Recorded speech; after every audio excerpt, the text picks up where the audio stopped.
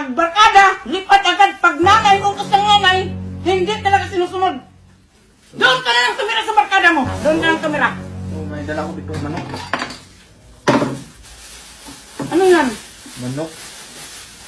Ay, pag ganyan, dapat mag-text ka sa akin, mag-message ka na.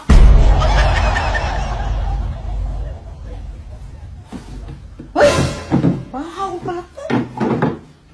Sardinas. Tira-tira na lang nag-iwan sa akin. Nag-utos pa ako, nalutuan ako ng kanin.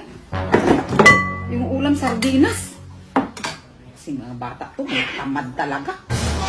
Utusan mo. Hindi talaga sinusunod yung utos mo. Ay naku. Tingnan mo, tira-tira na lang talaga. Talaga.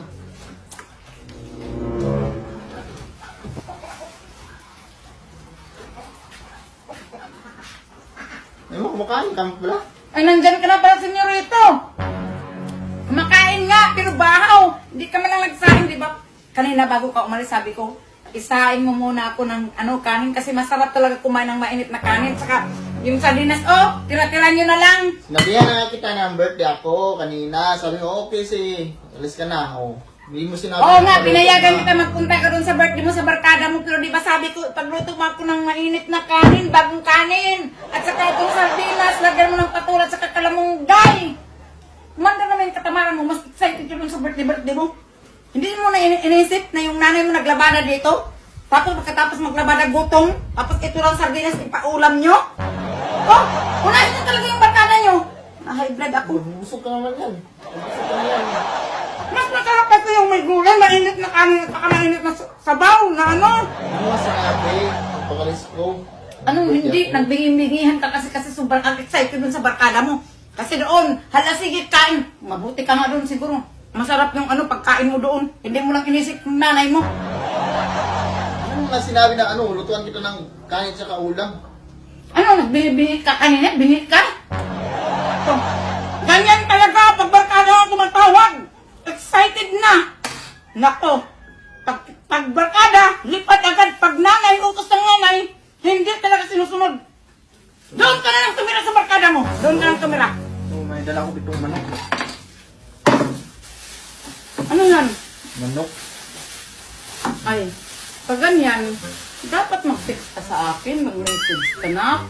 Sinabi mo na, pa, uwi na ko dyan, magluto ka ng kanin kasi may dala akong manok. Hindi kasi agad sinabi. Sabi ko sa'yo, dal-dal, buka nga ako agad. Eh, akala ko kasi wala kang dala ng manok, anak. Ako, mamaya-maya magluto ako ng iluto kita ng mainit na kanin. Ako muna kakain kasi gutom ako, anak. Sa susunod kasi, pag ganyan, pag mag-hindi ka sa'yo ng yung mga barkada mo, sabihan mo agad ako. Mama, mag-ano ka dyan, ma? May dala ko dyan ng mga pagkain, ma. Sarap pa naman, anak. Sarap. Sa susunod, huwag mong kalimutan.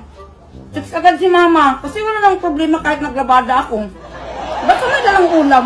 Walang problema yan. Magluto agad ako. Para sabay tayong kumain. Kagayaan, bahaw lang. Para lang yan sa akin. Hindi tayo makasya. Tumawa ka naman, anak. Huwag mo nila ulitin na sa susunod. Chat mo ako agad. At saka text. Walang problema yan sa akin, anak.